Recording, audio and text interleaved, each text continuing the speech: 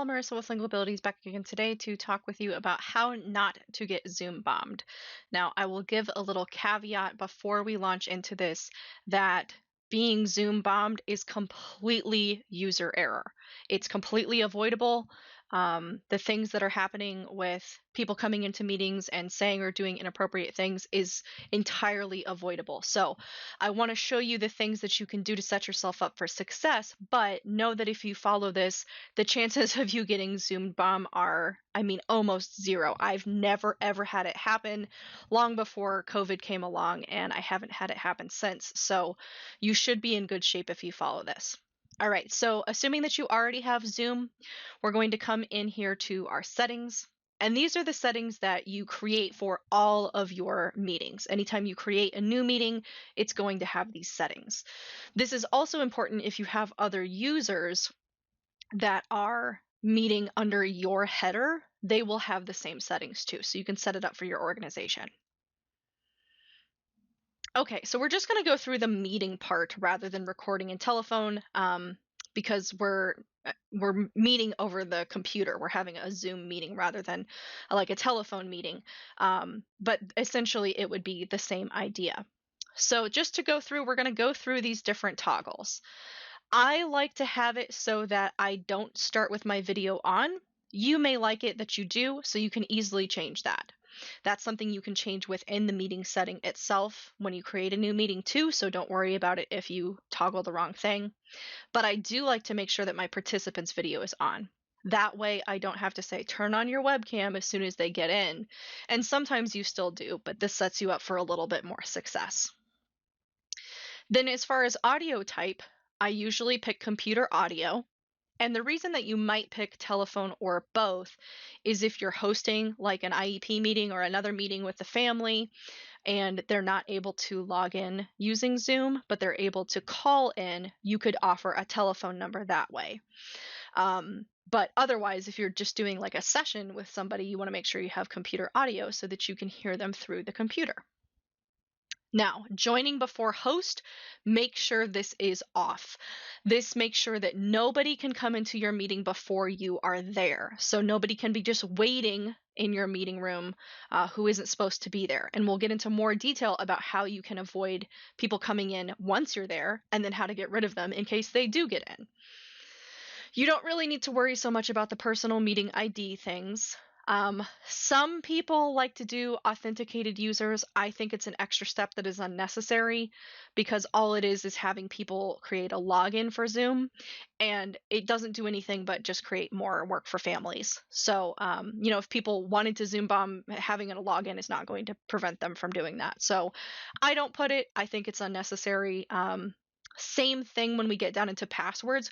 You easily could, and I have some therapists that do like to use passwords. That's fine. You can change this in the meeting settings as well, and you can change the password to what you want it to be. So I don't like to because I think, again, it's an unnecessary step for families, but other therapists I know really like it, and then they even send the password in like a separate text rather than in the initial email that they're sending to families with the link, and then that way nobody's going to know how to get into the meeting except exactly who should. Okay, going down here, more password stuff, again, because I don't use it, I don't worry about it. I don't like to mute participants upon entry because that's just more work for me to make sure that their microphone is actually working, but you could. I definitely make sure that I have the third-party endpoint encryption.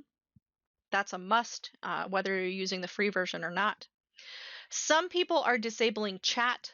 I like to keep it because sometimes that's how my students interact with me if they're having a really shy day or they just want to say hi. But you easily could get rid of it, and then that prevents anybody from saying anything inappropriate in the chat. Again, shouldn't be an issue because people that you don't want in there will not be in there. Same thing if you wanted to have private chat or not. I like to play a little sound when people come into my meeting, but you don't have to.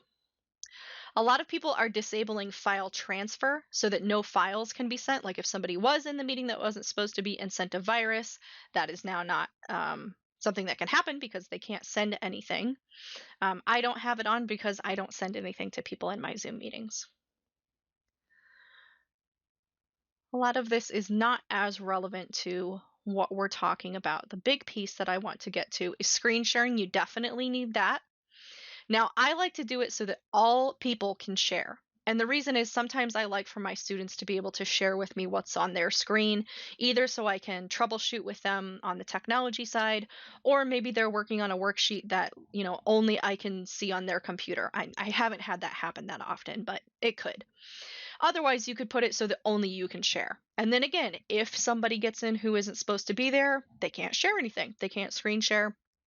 And even if they could screen share, you are the one who controls who does.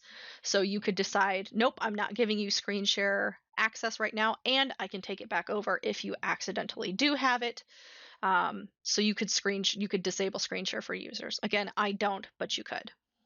It's important to have your annotation and your whiteboard and your remote control enabled for the interactivity component as long as you have a computer or an iPad. We know that iPhones and Chromebooks are a little more finicky about wanting to use these things, but I always enable them. Another thing that I toggle off is allowing removed participants to join. So this is, again, if somebody gets in that they shouldn't be in there, then I can kick them out and they can't come back in. The biggest thing that I do, though, if we scroll down here, is enable a waiting room. That's the biggest piece I can give you other than the third-party encryption, is to enable a waiting room. And what this does is that when you have a meeting open and you're waiting there, one, you've set it so that nobody can join before you. And then two, when people come in, they have to name themselves. And so you see, oh, it's Johnny. Okay, he's ready here for my session. And you admit him. You actually push a button to admit. If it's anybody else, they won't have that name. And, they're not going to know what your student's name is. And so you just don't let them in. But if you did, you can remove them, and then it is no skin off your nose because they're not going to be in there anymore.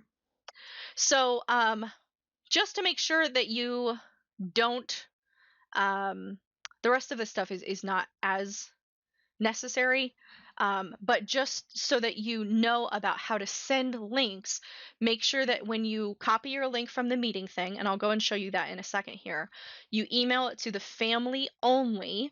And if you do use a password, think about providing it in a different way, maybe through a text or a separate email to the family.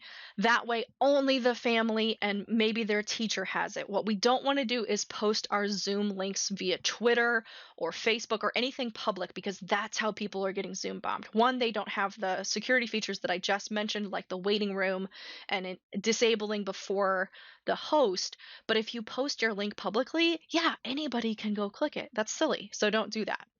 Okay, so if we come back and we want to make a meeting, we're going to go to meetings, and I'll show you how these features create themselves. So we're going to have a new kid. Doesn't really matter what you put in the description, but you do want to make sure that you identify whose meeting this is. And then I typically will just make it a recurring meeting that happens at no fixed time. The only thing you'll have to make sure that you do is show in your email when the time actually is, because it won't auto-populate that. Here is where you could require a meeting password if you didn't automatically set it up in your settings. You can change your video and audio. And again, here are the things that we can do. We don't want to enable joining before host. We don't want to mute people, but we do want the waiting room. If you want to authenticate, you could. And then recording, of course, if you have permissions, you could do that. So we save it.